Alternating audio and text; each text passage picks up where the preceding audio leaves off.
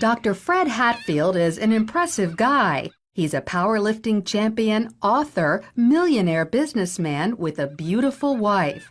But he'll tell you his greatest accomplishment is killing his cancer, just in the nick of time. The doctors gave me 3 months to live because of widespread metastatic cancer in my skeletal structure. 3 months. 3 different doctors told me that same thing. It's a horrible, horrible feeling to have someone tell you that the person that you love only has 3 months to live and you're not going to be with him anymore. While Fred was preparing to die, he heard about an anti-cancer diet, also known as metabolic therapy.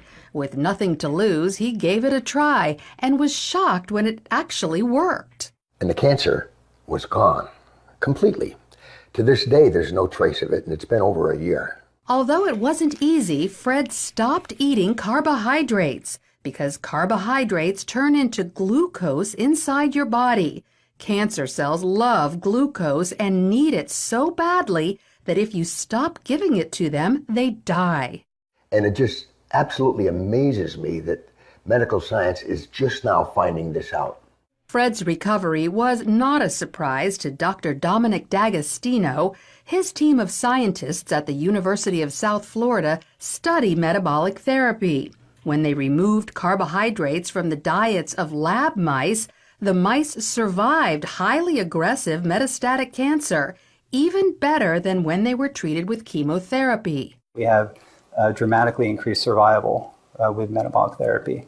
So we think it's important to get this information out. And it's not just lab mice. He's also seen similar success in people, lots of them.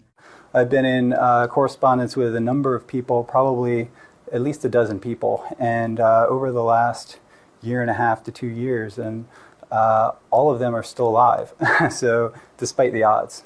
And so this is very encouraging. All cells, including cancer cells, are fueled by glucose. But if you deprive them of glucose, they switch to the alternate fuel ketone bodies, all except cancer cells. A defect prevents them from making the switch to using ketone bodies as fuel, and therefore cancer cells can only survive on glucose. All other cells can use either glucose or ketone bodies. Your normal cells have the metabolic flexibility to adapt from using glucose to using ketone bodies. But cancer cells lack this metabolic flexibility, so we can exploit that. People like Fred, who deprive their cells of glucose and fuel them with ketone bodies instead, eat what's known as a ketogenic diet. It consists of almost 0 carbohydrates, but lots of natural protein and fat. You can go online and there's just cookbooks and, it's clean eating, just very clean eating. None of the sugars, the salts, the trash food. Natural proteins are ones in their original form, but processed meats like cold cuts and hot dogs are off limits because often carbohydrates have been added to them. Natural fats are in their original form, like olive oil, avocados, nuts, and also coconut oil. But stay away from trans fats such as shortening or margarine, which are man-made. Some people are afraid to try the ketogenic diet because they think all this fat is bad for their heart. But more doctors are now saying natural fat is actually good for you, even natural saturated fat like coconut oil and butter. Doctors like cardiologist Stephen Sinatra.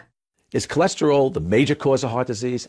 Absolutely not. In his book, The Great Cholesterol Myth, he says the real cause of heart disease is inflammation, which comes from eating too many carbohydrates. We need to coach our patients and empower them about the dangers of sugar. Unfortunately, they're not hearing that. They're hearing the converse, the dangers of fat. Fat is healthy for you, as long as you avoid trans fats. So by cutting back on carbohydrates and eating natural fats and proteins, you could improve your heart health and even wipe out cancer. Lori Johnson, CBN News.